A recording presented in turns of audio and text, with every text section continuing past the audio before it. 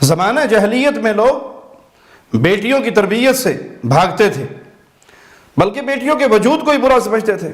ان کا خیال ہوتا تھا کہ بیٹا تو اس سے تو نسل چلتی ہے، باپ کا نام روشن رہتا ہے، جبکہ بیٹی بیاہ کے اپنے گھر چلی جاتی ہے، اپنی اولاد میں مگن ہو جاتی ہے۔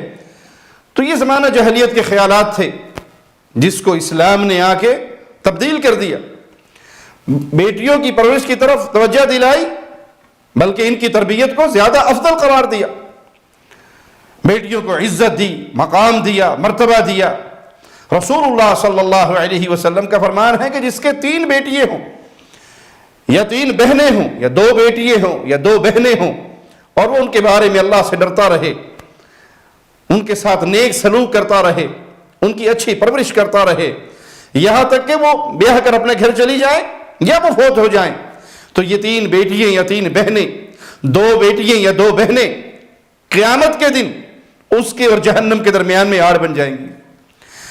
تو بیٹیاں پیدا ہونے پر ماتھے پر بل نہیں ڈالنے چاہیے۔ انبیاء کے گھر بیٹیاں پیدا ہوتی تھی۔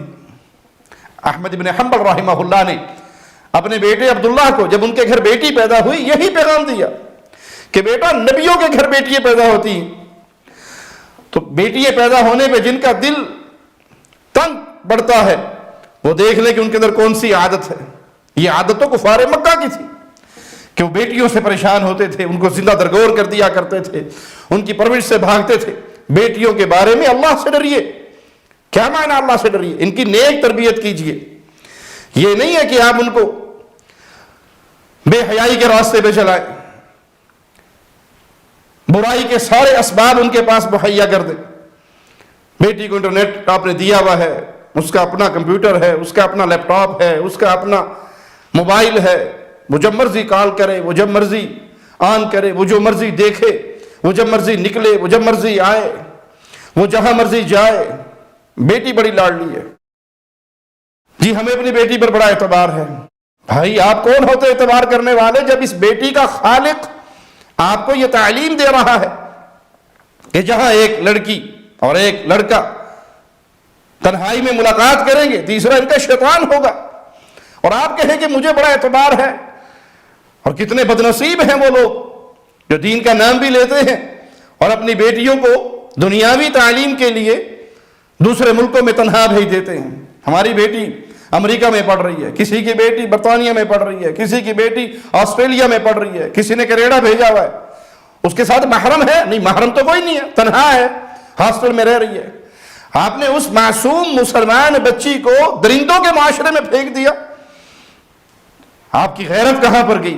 تو اللہ سے ڈریے، نیک تربیت کیجئے، بے حیائی کے راستے پہ نہ چلائیے، ان پہ خرچ کرتے ہوئے تنگ نہ پڑیے۔ یہ خرچ جو آپ اس پہ کر رہے ہیں، اس کو کھلا رہے ہیں، پلا رہے ہیں، دین سکھا رہے ہیں، قرآن سکھا رہے ہیں، اعلیٰ اخلاق سکھا رہے ہیں۔ اس بچی کی آئیڈیل آپ نے فاطمہ الزہرا کو بنایا ہے، اس بچی کے لیے آئیڈیل آپ نے خدیجۃ الکبریٰ کو بنایا ہے، اس بچی کی آئیڈیل آپ نے عائشہ صدیقہ سلام اللہ علیہا کو بنایا ہے۔ نبی کی بیٹیاں، نبی کی بیویاں، نبی کے صحابہ کی بیٹیاں، ان صحابہ کی بیویوں کو اپنی بچیوں کا آپ نے آئیڈیل نمونہ، ان کا کردار اس کے سامنے رکھا ہے، اس کی روشنی میں اس کی تربیت کر رہے ہیں۔ اب اس پہ آپ جو خرچ کریں گے، جو اچھی تربیت کریں گے، نیک جگہ پہ بیعت دیں گے، قیامت کے دن یہ بیٹیاں، یہ بہنیں آپ کے اور جہنم کے درمیان آڑ بن کے کھڑی ہو جائیں گی۔ یعنی بندہ اپنی بیٹیوں اور اپنی بہنوں کی نیک تربیت کر کے جہنم کی آگ سے بچ سکتا ہے۔ ہر لمحہ قرآن اور سنت کا ترجمان، فضیلت الشیخ توصیف الرحمان۔